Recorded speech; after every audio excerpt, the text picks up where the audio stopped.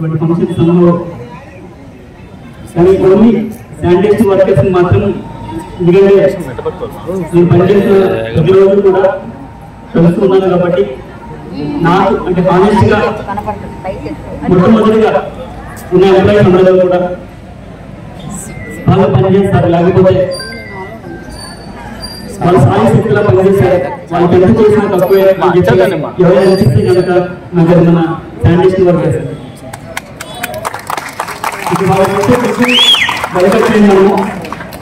మనము ఈ విధంగా హెల్దీగా అందరూ ఉన్నామంటే only colour sanitary workers. So వాళ్ళు మాత్రం ఒకసారి లాస్ట్ ఓన్లీ వాళ్ళకి మాత్రమే కనబడి వెళ్దాం అనుకున్నాను. మిగతా వాళ్ళు ఎవరైనా సరే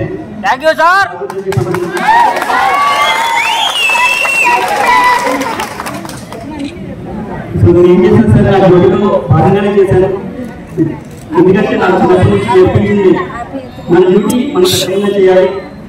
సో దాంట్లో భాగంగానే శానిటరీ వర్క్ సంబంధించిన ఏదైనా సరే చేయడం జరిగింది. ఇప్పుడు నేను చెప్పినట్టుగా ఇంకా ఏవైతే ఉన్నాయో అవన్నీ కూడా షెడ్లో ఎప్పుడున్నా సరే వీళ్ళు కోఆర్డినేట్ అండ్ అది హెల్ప్ అవుట్. అండ్ ఇప్పుడు ఏదైతే కొన్ని వివరాలు ఇచ్చారో వాటికి సంబంధించి కూడా ఇప్పుడు చేయగలిగిందన్నీ కూడా చేద్దామని అదేవిధంగా చెప్పిన కంటింజెంట్ వర్కర్స్ కోసం కూడా చెప్పడం జరిగింది. నెక్స్ట్ రాబోయే టెండర్లో వాళ్ళకి ఈఎస్ఐకి అప్పుడు ఇంక్లూడ్ చేసే టెండర్ పిలవమని చెప్పడం జరిగింది. వాళ్ళకు కూడా కంటింజెంట్ వర్కర్స్ ఎవరైతే ఉన్నారో వాళ్ళకి ఇబ్బంది లేకుండా ఉండడం కోసం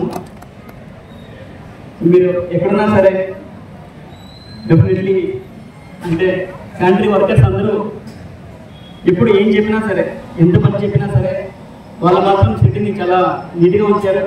నేను అంటే మీరు కాదు నేను మీకు వినపడున్నాను. ఎందుకంటే ఎంత ఇబ్బంది కలిగినా సరే అందరూ చాలా చక్కగా పనిచేశారు శానిటరీ వర్కర్స్ అందరూ.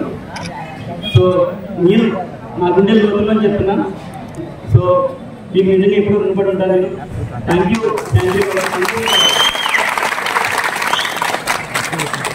మీ నుంచి నేను చాలా నేర్చుకున్నాను. చాలా సార్లు శానిటరీ వర్కర్స్తో మాట్లాడినప్పుడు వాళ్ళు చాలా నేర్పించారు నాకు మొదటి రోజు నుంచి కూడా. అడ్మినిస్ట్రేషన్లో ఏ విధంగా చేయాలి, లేకపోతే వాళ్ళకు ఉండే ఇబ్బందులు ఏంటి. సో ఫీల్డ్ ఉంటారు, కొన్నిసార్లు చెప్పలేని సందర్భాలు ఉంటాయి. అవన్నీ వాళ్ళు చెప్పడం వల్లే అన్ని చేయగలిగేది తప్ప నాకు సొంతంగా నేను చేసింది ఏమీ లేదు. మీ అందరి సహకారం, మీ అందరి సూచనల వల్లే నేను చేయగలిగాను. నేను చాలాసార్లు డైరెక్ట్గా శానిటరీ వర్కర్స్ డీసిల్టేషన్ ఎలా చేయాలి, లేకపోతే రోడ్స్ ఎలా సిప్ చేయాలని చెప్పినప్పుడు వాళ్ళు చాలా సూచనలు ఇచ్చారు. ఎందుకంటే నేను ఇంతకుముందు ఏ కార్పొరేషన్ కూడా పనిచేయలేదు కాబట్టి నన్ను ఇక్కడ ఈ 2 సంవత్సరాలు కూడా నాకు ఇన్ని నేర్పించి మీ టీంలో భాగంగా చేసుకుని, ఎందుకంటే అది నా డ్యూటీలో భాగము. మనము ముందుగా ఎవరైతే అడ్డడుగున ఉంటారో వాళ్ళ కోసం పనిచేయాలని చెప్పి వాళ్ళ ట్రైనింగ్లో కానీ దీనికోసం నేను చెప్పడం జరిగింది. సో ఎప్పుడు ఎవరి మీద హార్ష్గా ఉన్నా, ఎవరి మీద యాక్షన్ తీసుకున్నా సరే అది నా స్వలాభం కోసం దీనికోసం అయ్యింది. డెఫినెట్లీ ఎక్కడో ఒక కామన్ సిటిజన్కి, ఒక అట్టడున్న వ్యక్తికి ఏదో అన్యాయం జరిగి ఉంటుంది, అటువంటి టైంలో నేను హార్ష్గా ఉంటాను. సో అవన్నీ పార్ట్ ఆఫ్ ద మన జాబ్ కాబట్టి అటువంటిది అన్నీ కూడా మనం ఓవర్కమ్ చేసుకుంటూ అందరూ చాలా మంచి సహకారాలు అందించారు. కార్పొరేషన్ అందరూ కూడా, అందరికీ కూడా కృతజ్ఞతలు తెలుపుకుంటున్నాను మనస్ఫూర్తిగా. సో మీరందరూ కూడా నాకు చాలా మంచి మెమరీస్ అందించారు. చాలామంది ఆల్మోస్ట్ అందరూ పేరుగా తెలుసు. చాలామంది శానిటరీ వర్కర్స్ అయితే ఇంకా చాలా దగ్గర అయ్యారు కొంతమంది. So they are like my అంటే ఒక అమ్మలాగా చాలామంది దగ్గర అయ్యారు. వాళ్ళందరికీ కూడా కృతజ్ఞతలు. అదేవిధంగా ప్రకాష్ గారి అందరూ కూడా మేము చూసేవాళ్ళం ప్రతి మండే విజిట్లో.